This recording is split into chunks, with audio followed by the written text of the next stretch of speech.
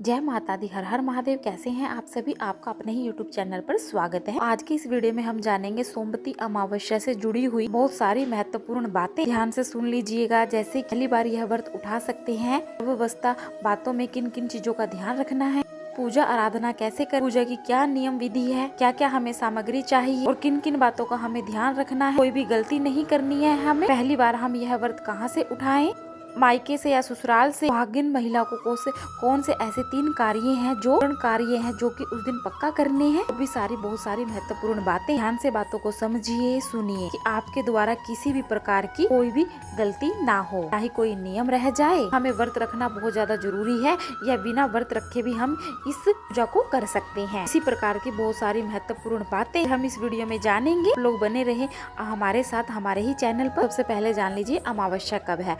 8 अप्रैल सोमवार का दिन 2024 को सोमवती अमावस्या है। सभी को ही मालूम है 8 अप्रैल को सोमवती अमावस्या पड़ रही है। क्या नियम विधि है, सबसे पहले ये जान लेते हैं। आप व्रत उठा सकते हैं। इसमें मायके से या ससुराल से आपको कोई लेनी देनी नहीं है। अगर आप ससुराल में है तो ससुराल से व्रत उठाएं, अगर मायके में है तो आप मायके से यह व्रत उठा सकती है। टोटल आपकी इच्छा है। पहली बार भी यह व्रत आप उठा सकती हैं। कोई नियम विधि नहीं है कि होलिका दहन हो जाने के बाद हम कोई भी नया व्रत की शुरुआत कर सकते हैं। चीज के बारे में आपको ज्यादा नहीं सोचना है। मायके और ससुराल से आप इस व्रत को कहीं से भी उठा सकते हैं। सुहाग की लंबी उम्र के लिए सोमवती अमावस्या हमें व्रत रखनी चाहिए। व्रत रख सकते हैं तो रखिए, या फिर पूजा पाठ करके आप इसमें फेरी जरूर लगाएं। फेरी लगाना इसमें बहुत ज्यादा महत्वपूर्ण कार्य है। तो ये क्लियर हो गया व्रत। कुछ लोग तो फलहार पे रखते हैं पूरा दिन। कुछ लोग इसमें शाम के समय मीठा भोजन कर लेते हैं। पूजा पाठ होने के बावजूद शाम के समय इसमें मीठा भोजन कर लेते हैं ना। काफी लोग ऐसे हैं बिना लहसुन प्याज के सिंपल सात्विक भोजन यानी कि दाल चावल खा लेते हैं। 3 तरीके से यह व्रत किया जा सकता है। आप अपने घर का नियम देख लीजिए। नमक खाकर भी कर सकते हैं, पर सात्विक भोजन होना चाहिए। केवल लहसुन प्याज नहीं खाया जा सकता।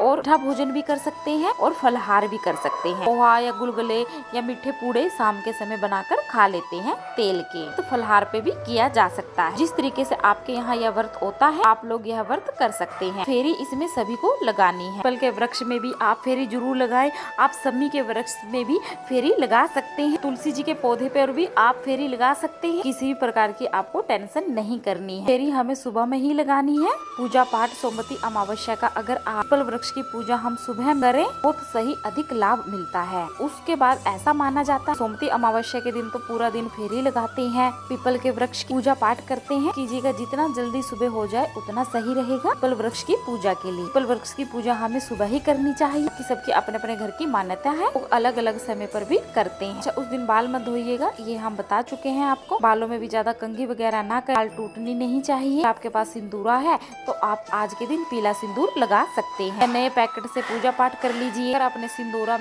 में डाल दीजिएगा। सिंदूरा अपना लोग काफी लेडीजें पीपल वृक्ष के नीचे भी लेके जाती हैं। पूजा करने के लिए जाती है तो साथ लेकर जाती हैं। सोमवती अमावस्या के दिन की आप अपने घर की परंपरा देख लीजिएगा और बस बाल मत धोइएगा। आप लहसुन प्याज खाई हैं, अगर बाल नहीं धोई हैं, बस अपने ऊपर गंगा जल का छिड़काव कर लीजिए। अगली चीज क्या है, अब जान लेते हैं गर्भवती महिलाओं के लिए। सबसे पहले बता दें जो भी महिलाएं प्रेग्नेंट है, सभी प्रकार के पूजा पाठ नियम व्रत कर सकती हैं। आपको केवल फेरी नहीं लगानी है। अवस्था में प्रेगनेंसी के टाइम पेट में बच्चा लेकर फेरी करना गोल गोल सा घूमे शुभ नहीं माना जाता। आप केवल सिर्फ पूजा कीजिएगा। बाकी जो नियम है वह सभी कार्य आप लोग कर सकते हैं। आप जान ले जी आपके कौन से कार्य हैं जो करने। सुहाग की लंबी उम्र के लिए जो कार्य हमें करने हैं वह क्या है। दिन हमें दान जरूर करना है। दान में हमें आटा, सिंदूर, चावल दान जरूर कीजिएगा। पति को पूजा पाठ होने जाने के बाद आप पति के रक्षा सूत्र हाथ में आप जरूर बांधे। अपने पति को प्रणाम कर लीजिएगा। तीसरा कार्य है कि चंदन, तिलक और थोड़े से अक्षत अपने पति के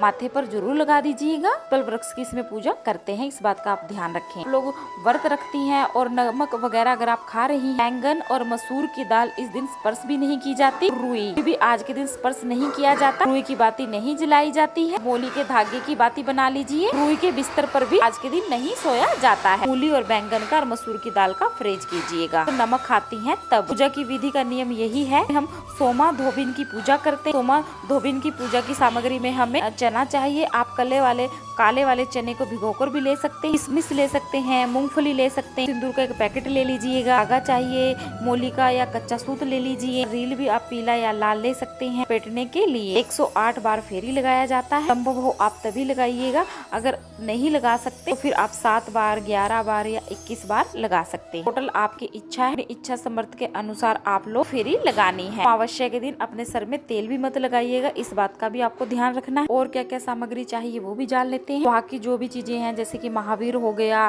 चूड़ी हो गई, बिंदी हो गई, साड़ी या सूट का पी, अगर आप नया कोरा रखी है तो भी आप लोग ले लीजिए। पूजा करने के लिए कोरा वस्त्र का कोई भी नियम विधि नहीं है। पहनी धुली हुई साड़ी भी पहनकर पूजा कर सकती हैं। केवल ध्यान रखें वो शुद्ध होनी चाहिए। धो लीजिएगा एक दिन पहले। इससे संबंधित कोई भी चीज जैसे कि रुमाल, बनियान, शर्ट, टी शर्ट के लिए कोई भी चीज अगर आपके पास है, आप लोग पति से संबंधित ये भी चढ़ा सकते हैं कि ऐसा माना जाता है, खुद के लिए भी चढ़ा सकते हैं। सोमवती अमावस्या पति से संबंधित भी कोई चीज अगर आपके पास कोरा है, लेकर जाकर चढ़ा दीजिए पीपल वृक्ष के नीचे। एप्पल बना लीजिएगा। एप्पल आटा, चावल के घोल से, हल्दी के घोल से बनाया जाता है। रुमाल आप जरूर खरीद लीजिएगा। अगर आपके पास है, सफेद रंग का है, तो उस पे हल्दी लगाकर ही चढ़ाइएगा। पहली बार आप इस व्रत को आराम से उठा सकते हैं, कोई भी दिक्कत नहीं। आप प्रेगनेंसी के टाइम पे चल रहा है आपका, तो भी आप इस व्रत को उठा सकते हैं। अगर मासिक धर्म चल रहा है, पीरियड्स चल रहे हैं, तब नहीं उठाना है। दूसरे से आप लोग पूजा पाठ करवा दीजिएगा अपनी। आप लोग पूजा मत कीजिएगा। आप 5 दिन हुए हैं तो भी नहीं करनी है। 6 दिन हो गया है तभी आप लोग पूजा कीजिएगा। दूसरे से करवा दीजिएगा। चीज उसको दे दीजिए, वह खुद चढ़ा देगा। ये आपकी बात क्लियर हो गई। क्या विधि है ये हम आपको बता दो। देखिए, एप्पल, चना वगैरह जब हम लेके जाते हैं, पूजा पाठ हम कर लेते हैं, फेरी हम लगा लेते हैं। सोना धोबिन जो है उसके ऊपर हम बनाते हैं। पीपल के वृक्ष के ऊपर छोटा सा कपड़ा, कतरन वगैरह ले जाकर स्वरूप या कलावा आप चढ़ा दीजिएगा। नियम है, आप जितनी बार फेरी लगाएगा, फेरी ऐसे लगानी है जैसे घड़ी चलती है, घड़ी की सुई सीधी चलती है ना, उसी प्रकार से आपको फेरी लगानी है, क्लॉकवाइज चलनी है। फेरी मत लगाइएगा, ये ध्यान रखिए। सोना धोबिन को हम ऊपर बना लेंगे। बनाने के बाद जितनी बार सिंदूर उनकी मांग में लगाएंगे, लगाकर जैसे आएंगे सिंदूर लगाएंगे ना, लगाते समय 108 बार हम या 21 जितनी फेरी लगाएंगे, सिंदूर लगाएंगे सोना धोबिन को, तो उतना ही सिंदूर हमें अपनी मांग में भी लगाना है। उसकी मांग में लगाकर उंगली अपनी मांग में भरते जाएंगे। लोग चीजें ध्यान पूर्वक अच्छे से चढ़ा देना, क्योंकि काफी लोगों का वहाँ पर मिक्स मैच हो जाता है। आप लोग सारी चीजें ध्यान से चढ़ाइएगा, का सामान किसी और में ना जाए। हो भी जाता है, मिक्स मैच हो जाता है, तो किसी के साथ लड़ाई झगड़ा ना करें। शांति से पूजन करने गए, शांति से पूजन करके ही आए। कुछ चीजें उसमें जो चढ़ी होती है वो आप ब्राह्मण को दान कर सकते हैं, और कुछ चीजें आप अपने लिए भी रख सकते हैं। अपनी ननद या बेटी को भी आप सब चीजें दे सकती हैं, चढ़ाई हुई चीजें। वहीं पर बैठकर अगर पंडित जी हैं, पुरोहित जी हैं, आप कथा भी सुन सकते हैं। कथा सुनने के बाद ही घर आया जाता है, और जो कि दान दक्षिणा है उनको दे देते हैं। अगर आप वहाँ नहीं सुन पाते हैं तो आप घर पर भी कथा सुन सकते हैं। जो भी फल ले गई हैं, अंगूर ले गई हैं, किशमिश ले गई हैं, बादाम ले गई हैं, छुआरा ले गई हैं, जो भी ले गई हैं, 108 नियम तो देखिए 108 का ही है, पर काफी लोग अपनी क्षमता के हिसाब से कम ज्यादा भी दे देते हैं। धागा हमें लगातार अपनी फेरी के समय लपेटते रहना है। इतनी बार सिंदूर लगानी है, अपनी मांग में भरनी है। वहाँ पर फल और मूंगफली आप लोग चढ़ाए हैं, है ब्राह्मण को देने का। अगर कोई नहीं है तो आप अपने बच्चों को भी फिर दे सकते हैं। वैसे ब्राह्मण देखिए होता ही है, हर कॉलोनी में, हर क्षेत्र में, गाँव में ब्राह्मण पुरोहित जी होते ही हैं, तो आप वहीं पर ही देकर आए। कुछ दक्षिणा आप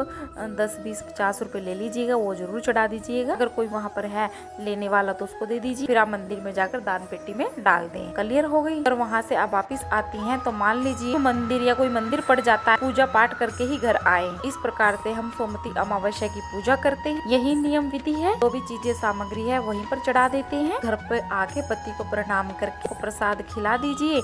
अगर आपके पति दूर रहते हैं, कहीं दूर हैं, तो आप जैसे कि कोई ड्राई फ्रूट प्रसाद में चढ़ा दीजिएगा, फिर उसको उठाकर रख दीजिए। जब आपके पति आएंगे तो आप उनको फिर खिला सकती हैं, भी बहुत अच्छा होता है।